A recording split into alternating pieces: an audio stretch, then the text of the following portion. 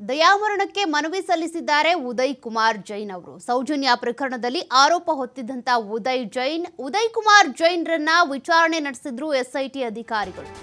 ಇದೀಗ ರಾಷ್ಟ್ರಪತಿಗಳಿಗೆ ಉದಯ್ ಜೈನ್ ದಯಾಮರಣಕ್ಕಾಗಿ ಪತ್ರವನ್ನ ಬರೆದಿದ್ದಾರೆ.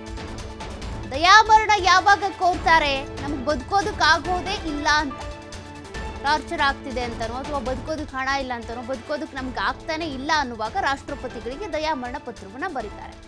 ಈ ಕೇಸ್ನಲ್ಲಿ ಉದಯ್ ಜೈನ್ ಅವರ ಹೆಸರು ಕೂಡ ತಳುಕು ಹಾಕೊಳ್ತಾ ಇದೆ. ಅವರ ವಿರುದ್ಧ ಗಂಭೀರ ಆರೋಪಗಳು ಕೇಳಿ ಬರ್ತಿವೆ.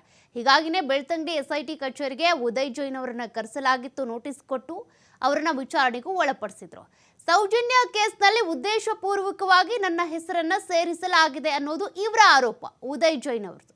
ಸಿಐಡಿ ಹಾಗೂ ಸಿಬಿಐ ತನಿಖೆಯಲ್ಲಿ ನನ್ನ ವಿರುದ್ಧ ಎಫ್ಐಆರ್ ದಾಖಲಾಗಿಲ್ಲ. 13 ವರ್ಷಗಳಿಂದ ನನ್ನ ಹೆಸರನ್ನ ಸುಮ್ಮನೆ ಇಲ್ಲಿ ಸೇರಿಸ್ತಾ ಇದ್ದಾರೆ. ಸಮಾಜ ನನ್ನನ್ನ ಅನುಮಾನದ ದೃಷ್ಟಿಯಲ್ಲಿ ನೋಡ್ತಾ ಇದೆ. ನಿರ್ದೋಷಿ ಅಂತ ಸಾಬೀತುಪಡಿಸೋದಕ್ಕೆ ಬ್ರೈನ್ ಮ್ಯಾಪಿಂಗ್ ಕೂಡ ಮಾಡಿಸಿದ್ದೇನೆ. ಈ ನಿಟ್ಟಿನಲ್ಲಿ ನನಗೆ ನ್ಯಾಯ ಅಥವಾ ದಯಾಮರಣ ಬೇಕು ಅಂತೇಳಿ ಉದಯ್ ಕುಮಾರ್ ಜೈನ್ ಅವರು ಈ ರೀತಿಯಾಗಿ ರಾಷ್ಟ್ರಪತಿ ದ್ರೌಪದಿ ಮುರ್ಮು ಅವರಿಗೆ ಪತ್ರವನ್ನ ಬರೆದಿದ್ದಾರೆ, ದಯಾಮರಣವನ್ನ ಕೋರಿ.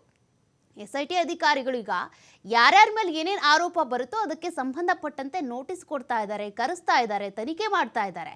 ಅದೆಲ್ಲದರ ಮಧ್ಯೆ ಈಗ ಉದಯ್ ಕುಮಾರ್ ಜೈನ್ ಅವರು ಒಂದು ಬಾರಿ ಅನ್ಸುತ್ತೆ ಈಗ ತನಿಖೆಗೆ ಬಂದು ಹೋಗಿದ್ದು. ಅಷ್ಟರ ಒಳಗೇನೆ ಅವರಿಗೆ ಬೇಸತ್ತು ಹೋಗ್ಬಿಟ್ಟಿದ್ದಾರೆ. ಆರೋಪಗಳು ಬಂದಾಗ ಸಹಿಸ್ಕೊಳ್ಬೇಕು. ಆರೋಪಗಳು ಎಲ್ಲವೂ ಕೂಡ ನಿಜ ಆಗಲ್ಲ, ಅಥವಾ ಆರೋಪಗಳಿಗೆ ಸಂಬಂಧಪಟ್ಟಂತೆ ಸಾಕ್ಷಿಗಳು ಸಿಕ್ತು ಅಂತ ಅಂದರೆ ಸಾಬೀತು ಆಗಬಹುದು.